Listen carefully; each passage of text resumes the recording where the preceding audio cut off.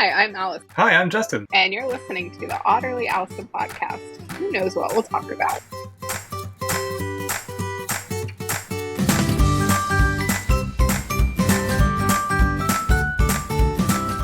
How was your break? Good, it was needed. I needed to step away. You know those days where you're just like stuck in your chair? Yes. Yeah. Fortunately, I'm actually pretty disciplined about getting up. So mine is when I'm in just like meeting after meeting. Yeah, and I buffer those. Like I go put buffers between stuff so that doesn't happen to me, because if it happens, I lose my voice, my back starts hurting. Yeah. It's like a health issue for me. So yeah, mine. I was reading something one night because I hadn't slept. I don't remember. I think I've told you this before. But if I don't have like any time to myself, like my brain doesn't shut off, and it's like, you must do something for yourself before you go to sleep tonight. So I'll just sit there and be like wide awake. Yeah, we did talk about that. Yeah. I forget which episode. We're on 46, so I'm losing track of what we've talked about. I know. That's your only topic? That's all I had, and I'm not going to share the screen, so you and I can see this. Oh, okay. But I had Washington, D.C. gets announced tomorrow. I know. Are you excited? I am. There's a CMA immersion week for EMEA time zone in like 2 weeks, and I'm going to try and join because they give us the videos, but they cut out anything like forward-looking in the videos because of Safe Harbor, which I get. And so I'm going to try and attend like live so I can see some of it. But... yeah, I know when you did the last time you attended the immersion, you sent me some cool stuff that I didn't know about. I couldn't go to the one in December, which was America's, but I'm going to try and go. And that was for DC or that was for Vancouver? That last one was Utah. So the one in December was Vancouver and probably had some Washington in it. And so the one in 2 weeks will probably be Vancouver. No, not Vancouver. Washington. Maybe some Xanadu. I don't know. Have you heard any rumors about Washington? Mm-mm. No? I feel like I've been so disconnected the last few months because I've been in like spreadsheet world. Yeah. But yeah. I've not heard any rumors. I told you the one yesterday. No, I have heard a rumor. I told you the one yesterday about Workflow Studio. Still don't know what that is. And I'm trying to see. Do you get these?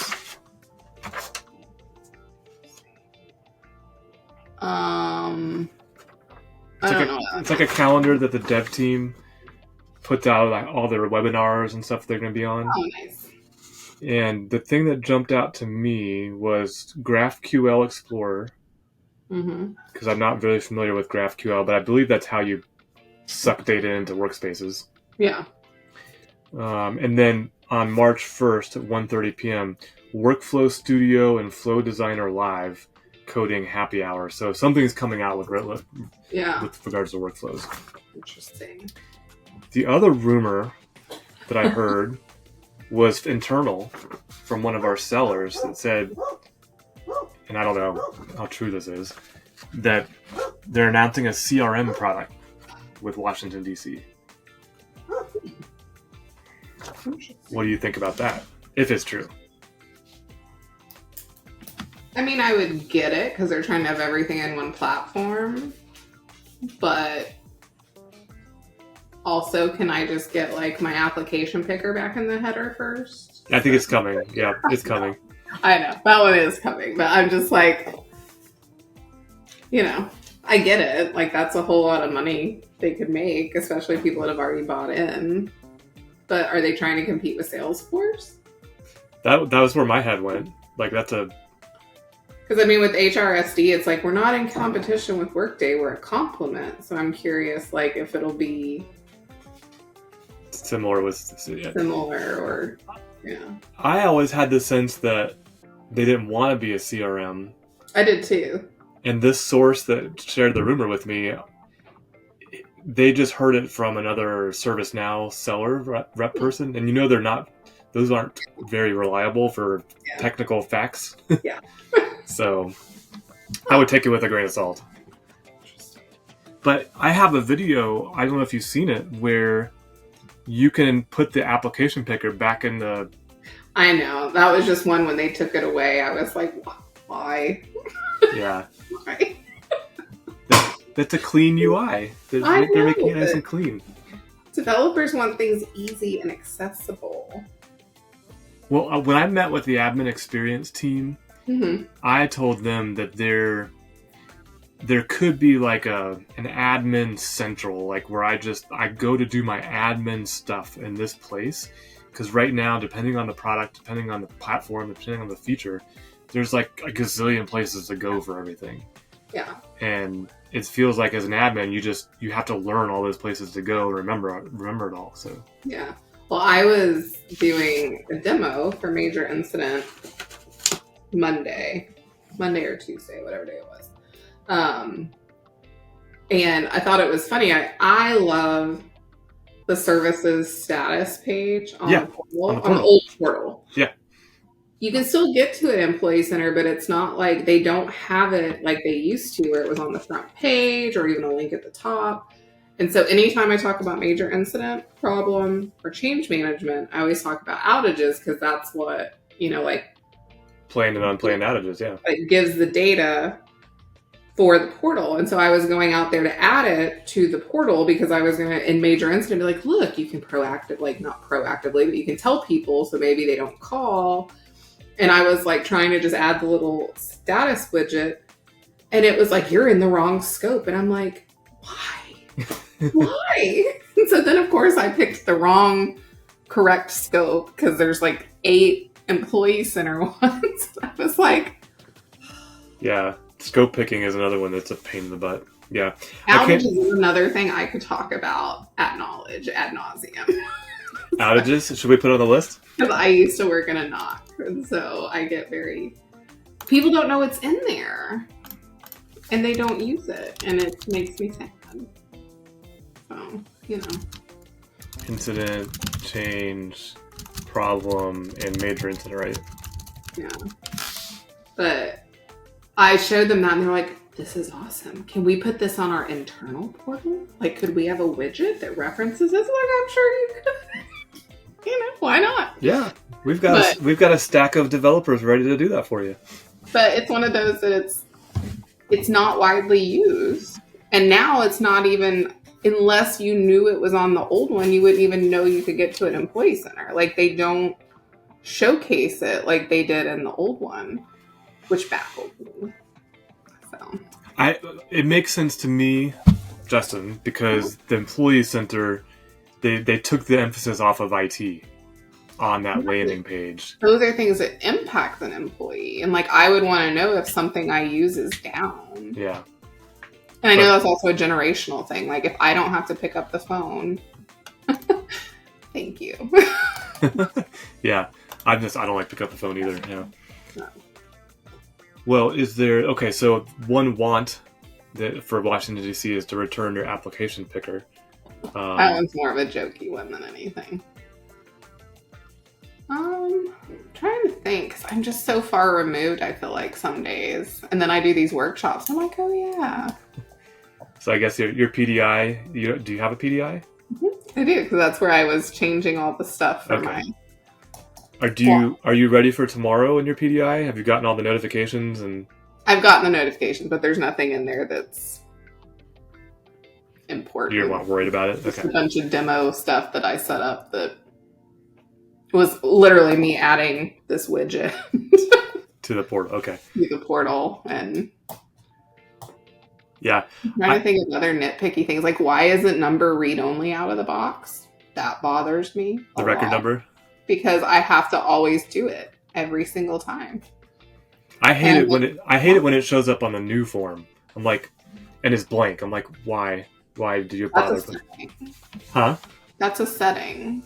In case someone leaves the form, you don't use that number again. Because if you start it and then exit out, you've used the number, so it doesn't populate until you save it, and it's a property. Gotcha. Yeah, you could turn that on or off, right? Yeah. Yeah, I saw. I just that it's not read-only. What's that?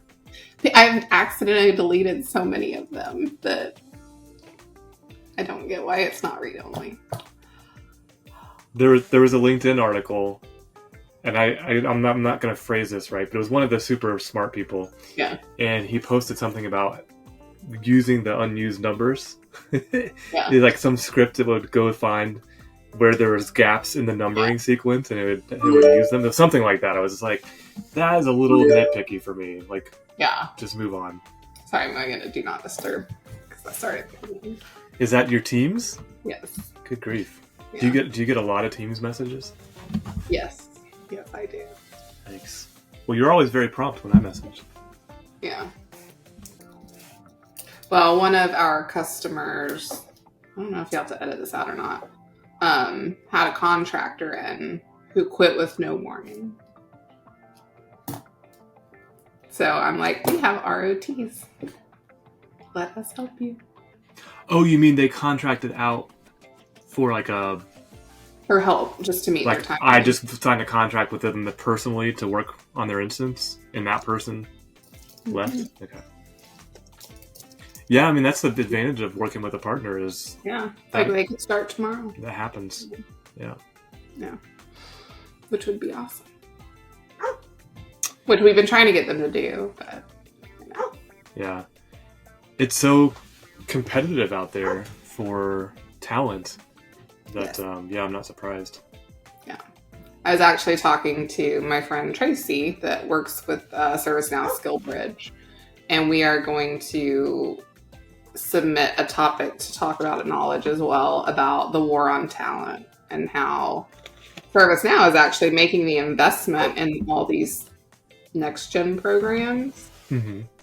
And how like they're trying to help by skilling these people up, but then partners and customers have to kind of take a chance on a newbie, which you never know. Yeah, you never know, and yeah, and like I noticed, like when my title changed on LinkedIn recently, I'm getting hit up by all these recruiters like, "Hey, you help filling positions?" I'm like, "Good grief!" I get so many. I'm getting barked at. Do you mind if I go let her in real quick? I'm back. Hello. I have been working on, this is not related to Washington, D.C., but I've got a demo tomorrow for a company that it's one of our customers, that they have, they audit companies or employers and complete all this stuff. And so I'm going to demo to them third-party risk management and the portal and the fact that employers can go in and complete the questions and all that. But what I'm having to do for the first time, this is Justin, not cross-use. Justin, for the first time, is creating a questionnaire template using the little designer. I only know that because of Kevin. I don't actually know that. I've never done it. You've never done it? He gives me questions for interviews. My first time messing with it, and it's a little quirky. It's a little like, it feels a little dated, like it's maybe 10 years old or something, or older. But it's been interesting as I'm trying to think about, because they have all these scores they want based on the type of question and the answer. I was like, well, how am I going to do that? And so I went down this road of where I was just doing Boolean values or yes/no values. Yeah. But you can't put a score. It's like 0 or 1. It's Boolean, right? And then I had the epiphany. I was like, oh, I could do a choice, and then I could put whatever value I want. That's more no. Yep. So that's where I had that right before our call. I finally made that leap. I'm like, great, now I got to go back to the old assessments and go redo them. Yeah. I was doing resourcing before this call. So. That sounds like joy and It is. fun. It is. Looking at utilization reports and resourcing and trying to figure out why certain things are happening. Yeah. She said with a smile on her face. When you say certain things, would that be like failures to... I'm trying to think, how do I say it? Like issues with customers or... Well, with my digging, I'm also like just looking at data quality, and there are just things that don't make sense. And so I'm trying to make sense of them. Yeah. Because now that's in my lane, so I have to worry about it. And Yeah. I'm going through the same thing, similar stuff. Yep. I've never looked at... so like for the podcast, Mm-hmm. I'm on a different team than Allison, obviously. My team uses requests for our work. And until a month ago, I was just focused on my work. And that's all I paid attention to. Well, now I'm kind of looking at the whole team. And I'm like, what is that? And so I take a few minutes. I'm like, why is it set? Why is it phrased that way? And why is it still there? It's like it's 6 months old. And, you just find things that you weren't expecting. And now you can stalk people in Now Learning. Yeah, that's right. Now Learning. Yep. Mm-hmm. Jim and I had a session of we were complaining about Now Learning. Like, you did your deltas, right? I have 2 more. So like the main lines are easier than the pre-sales accreditations.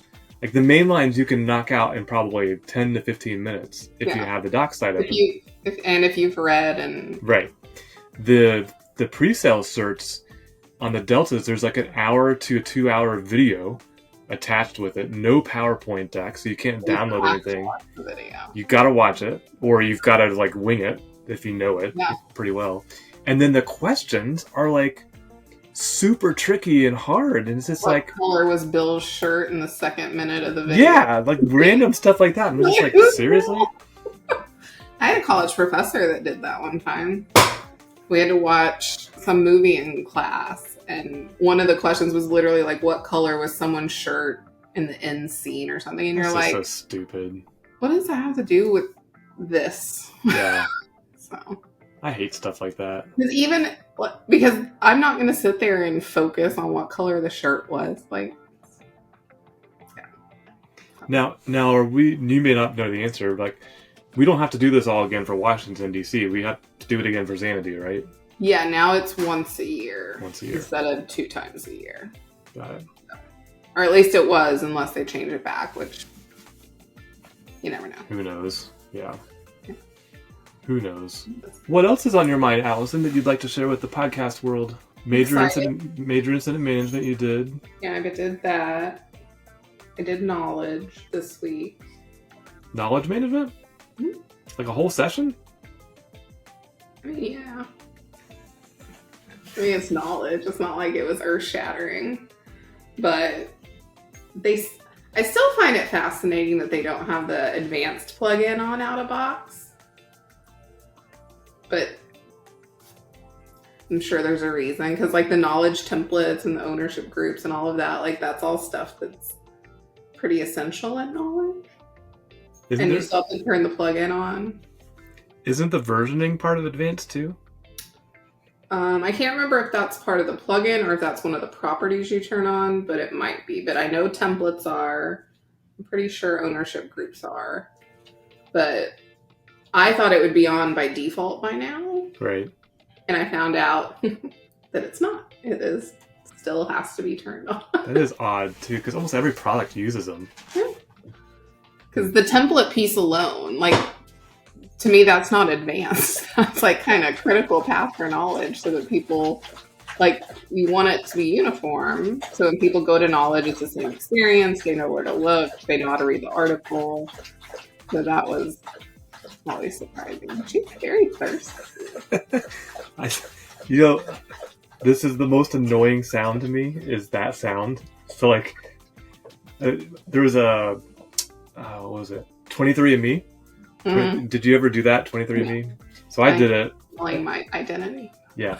That's literally been hacked. I'm sure my stuff is out there somewhere.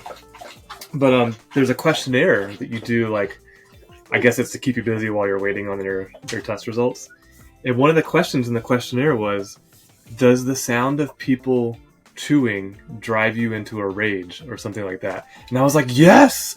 Yes! I'm like, is this a thing? I thought it was just weird. But it's like anything chewing and drinking like that, I just can't stand it. It's like, ugh. Someone I knew growing up, they used to hate, like, if someone was eating and if they drug their teeth on, like, the utensil. The fork?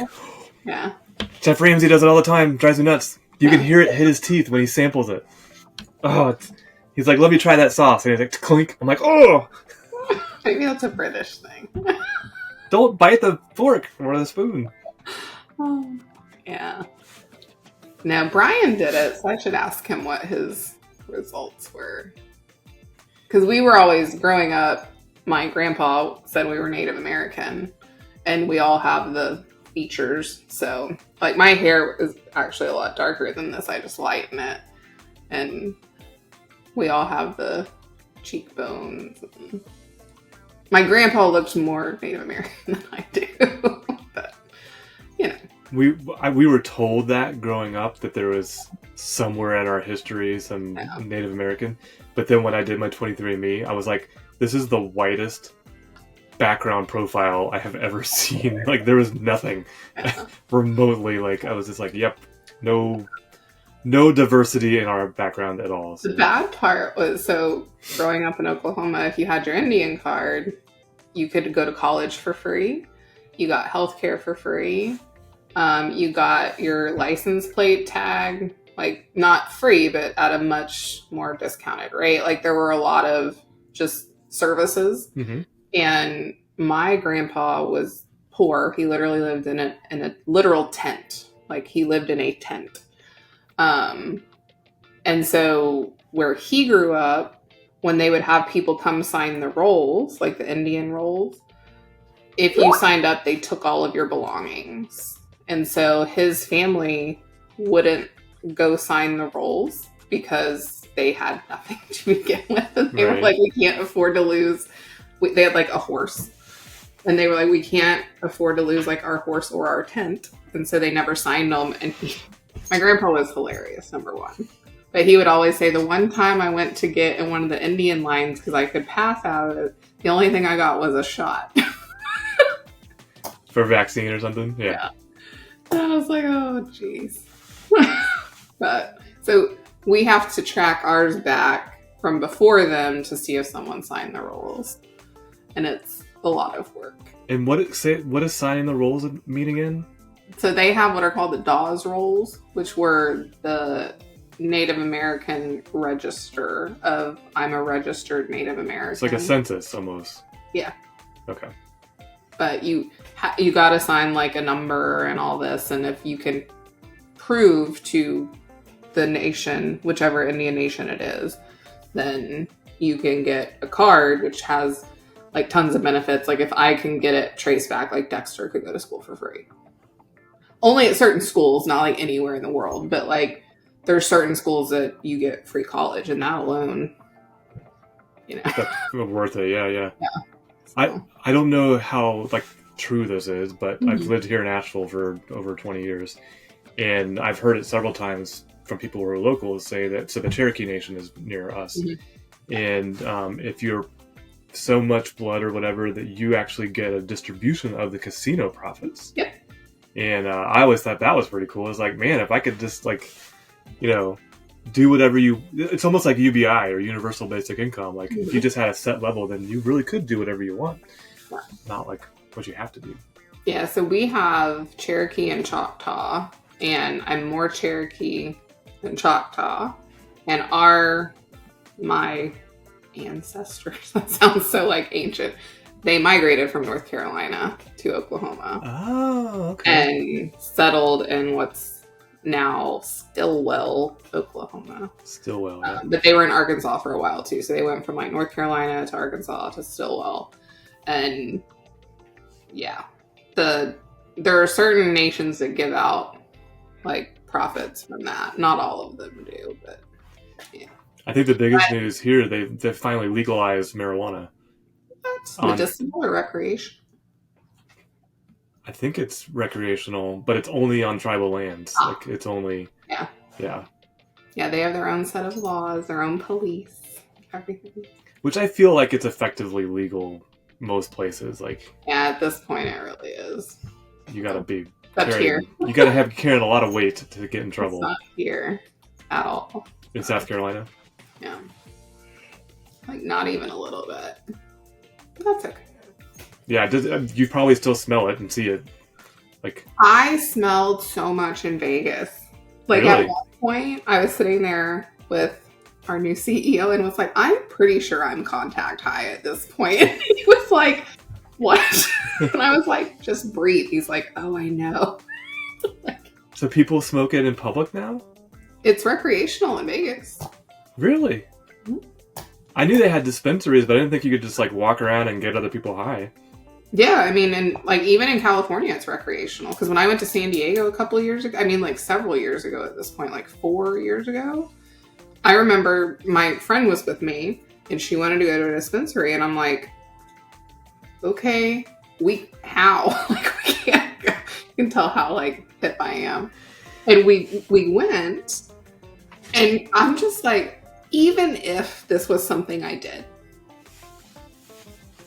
I would not even know what to do in this store. There's so much stuff. Like, I was just like, what is happening? And she's just up there like placing an order, and I'm like, she's like, do you want anything? I was like, I'm good. Like, 4 years ago, I was like, I have no idea what, anything is. Yeah. We have a mutual friend / coworker. You could probably figure out who it is with what I say, who told me that if I had done weed back in like the 90s and had experienced a high or whatever, that if I tried it again now, it's much more potent than it was back then. Like there's more THC per hit or whatever like that. Because they've refined the strains of cannabis that, I don't know. I don't grow it. Maybe I will one day. There are a lot of people that grow it. It's medicinal in Oklahoma, and so there were tons of people. What is that? That's a tobacco leaf. Oh, wow. I got them above my head. You can't see them. Why? I grew tobacco last year, and I harvested all the leaves, and I don't smoke. This one's really brittle and dry, but I used to smoke. So I think I'm channeling my lack of Native American ancestry and want to use it for maybe a ceremony or something. You can sage your house with tobacco leaves. The real reason I did it is North Carolina used to be, especially where I live, a lot of tobacco farms. And I was like, I'd try to grow this crop because I'm messing around in the garden. I was like, well, let me try this. And everything I read was like, it's really, really hard to get them started and get them to grow. And I had like no issues. Like they planted, they grew, and nice. Now I haven't started my garden yet, obviously, because it's January. But I'm going to be getting like I don't want to say trough, but they look like troughs. They do. The raised bed, yeah.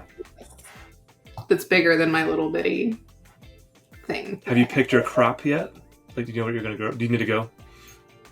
In a minute I will. But I'm going to do peppers again because I like peppers. Me too. As long as I don't get those creepy worms again. The hornworms come every year. You're going to have them every year.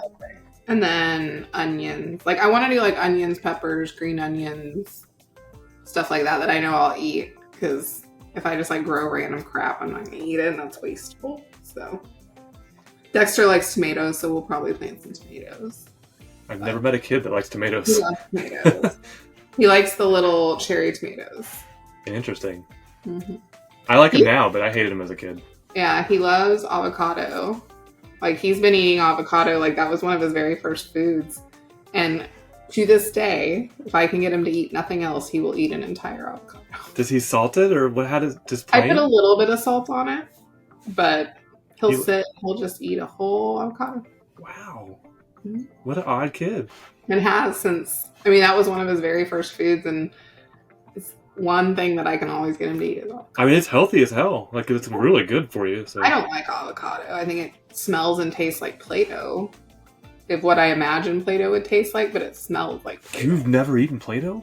No. I thought everybody did that as a kid. I was a very, straight-laced, by-the-book, quiet loner kid. You did Play-Doh? You have to, sniff all the markers from the teacher? Well, we did when I was a kid, they had the scented markers. Yes. So they were encouraging you. Yes. I remember. Yes, we loved them, yeah. But those didn't work as good as the regular ones, though. And I actually like the smell of the regular ones more than the flavored ones. Yeah. So, of course you did. Remember those big old, kind of was like a fat, juicy marker? Marks a lot. Yeah. My mom still has some. Is this Marks a lot? No, this is just Expo, yeah.